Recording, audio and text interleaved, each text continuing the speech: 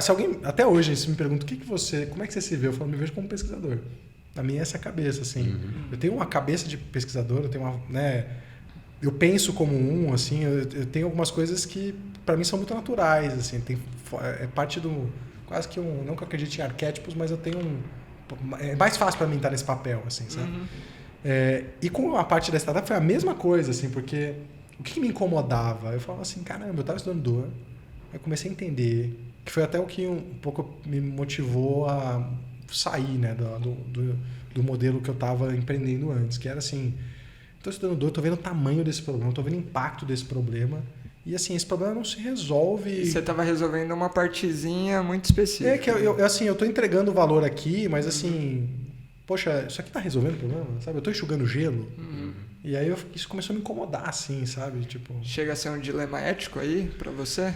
eu acho que em alguns momentos eu talvez foi até freio do meu, né, do outro negócio, porque, de novo, eu nunca vi a saúde como um negócio, assim, sabe? Tipo, vou olhar para a clínica como meramente produtos, commodity. Eu nunca consegui fazer isso. E aí eu acho que chegou um momento que na nossa estrutura de funcionamento começou a ter atrito nisso, assim, sabe?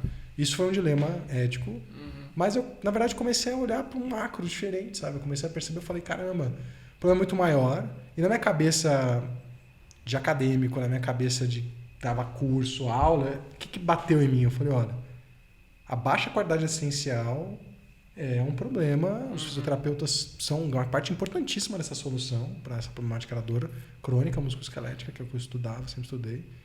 Só que assim, a qualidade assistencial do fisioterapeuta brasileiro é péssima. E a gente começou a tentar olhar para isso. Como que a gente pode tentar facilitar isso? Né? E aí foi quase que intuitivo. Falar, poxa, vamos tentar fazer produtos online. Porque produtos online, eles são... Usar tecnologia, né, em qualquer tipo de mercado, ele disrupta aquele mercado. Porque quando você coloca as coisas online, eu consigo ter, com um custo fixo muito baixo, eu consigo ter um alcance. Né? A gente fala que você vira a relação de J... de taco de hóquei ali entre receita e despesa, porque você consegue crescer muito a receita de uma forma não proporcional à despesa. Então, qual que é o melhor jeito da gente conseguir tentar, talvez, mudar esse cenário? Na minha cabeça, o que ficou claro a minha vida toda, dando aula, eu sempre pensava assim, não, eu quero aumentar, pegar aquela galera que é diferenciada e levar mais para cima o sarrafo. Mas a média que determina o que acontece com a profissão. E eu comecei a entender, assim, na minha cabeça, foi fazendo sentido, que eu falei assim, olha, a gente precisa mudar a média. A gente precisa conseguir... Deslocar a média. Deslocar a média. A gente precisa impactar... Não adianta impactar um grupo X. Isso muda a média. Sim, muda. Mas, assim, a maior parte das pessoas não está naquele extremo que são as pessoas que já são diferenciadas, conseguem entender aquilo, conseguem aplicar. Muda mais o desvio padrão que a média, né? Exato. Exatamente, né? Então, assim, começou a fazer muito sentido para a gente tentar fazer alguma coisa onde a gente pudesse impactar muito mais gente. E aí foi meio que... A gente começou com a ideia de fisiortopedia assim, na verdade. Né? Pô, que legal. Tá me vindo aqui que eu falei ético, mas agora na sua fala é moral o negócio. Moral, é moral, não é ético. Não, você não estava fazendo nada errado. Perfeito. Você estava fazendo algo totalmente certo, porém resolvi um problema que na hora que você fala, cara, isso daqui é nada perto do tamanho do problema, e aí começou a conflitar com valores seus que, tipo, puta, agora que eu conheço o tamanho do problema, virou um problema para mim, né? Não, e é essa coisa, né? Porque a gente olha para trás e a gente...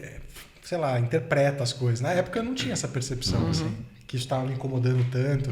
Mas começou a ser um dilema, do tipo, eu ia lá e dava um curso falando uma coisa sobre dor musculoesquelética, o que é um cenário utópico, e do outro lado eu tinha um negócio que, tipo, não estava indo nessa direção. Então começou a ter esse mismatch, assim, sabe?